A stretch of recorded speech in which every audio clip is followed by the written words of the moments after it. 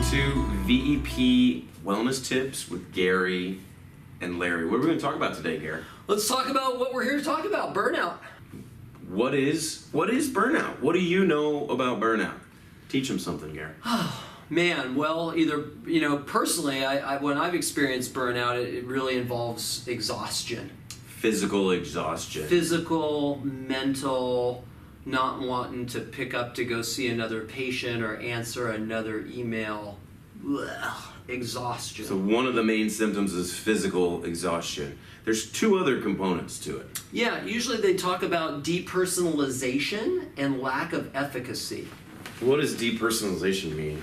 Well, I think that, when we talk about burnout, and particularly professional burnout for healthcare providers, you're really talking about burnout for people who do, I like this term, what's called people work. So burnout for people who are in professions that deal with servicing and helping other people. Service, yeah. Yeah. And so in that situation, you start to care less about the people. That is really compassion fatigue. Compassion fatigue. I kind of think of like cynicism or the little voice in your head or kind of the 2 or 3 a.m. febrile child that maybe doesn't need to be there and you're just like, Or even when the really bad thing that really deserves your compassion just doesn't elicit it anymore. Like you walk out of the room after you've just called a code with the whole family there and the only thing on your mind is just getting the EMR done so that you can hopefully get out of there on time. Not even experiencing the death of like another human being in the room. Yeah, not in the right place for that. Yeah. Some of this is normal day to day. What's the difference between like a bad day and burnout? I mean, sometimes I'm wrapped up in that, but I don't think that I'm necessarily burnt out. Yeah. Well, I think number one would be, and again, I'm not an expert on this, but you and I have been spending some time talking about this. One would be the chronicity of it, the fact that it's something that's ongoing. 2 is I think that the way it would affect your performance and your own well-being. So I think we all have bad days, but I think that when you're starting to experience this exhaustion, this lack of engagement with people around you, this lack of interest in that which used to interest you, sounds a little bit like what? Depression? Depression. Yeah. And so the question then can become, well, how do, maybe is this professional burnout? Or is this just clinical depression? I have a trick about how you how do you know? That. Were you worried? Maybe you were depressed? Yeah. So what did you do? You go on vacation. And if it's professional burnout, man, you go on vacation and you wake up in Maui and you are rocking it until, do you know when? Till you come back to the day before you come back. The night before you come home. You're like, oh no. Whereas if it's clinical depression, you go to Maui and you wake up the next day and you are in the same slump that you were in the day before at home. So then you kind of know what your diagnosis is and kind of how you need to treat it. Yeah, I think it kind of can help you look in one direction or the other.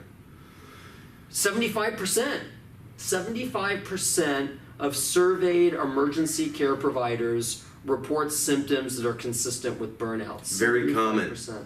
That's not rare at all. No. So the question I would have for you guys, when you hear these things, so the 3 that we talked about, physical, emotional exhaustion, depersonalization, and lack of efficacy, where you're not as good functioning as a provider. Does that make sense? Have you had some episodes of burnout? Could you be burnout now? And and if you let that go unchecked, what are the sequelae of that? Well, I mean, there are professional sequelae in terms of, working with our malpractice claims, for instance. When you get to why people missed things or didn't document things or looked the other way, I think oftentimes burnout can be a piece of that. You miss something or you don't view things the same way you would have a year or 2 earlier when you were in a fresher state. And then, of course, your own personal well-being, which is, we are a precious resource. You are our precious resource. You are VEP's precious resource. You are the healthcare system's precious resource. And we need you. We can't afford to lose you. Yeah.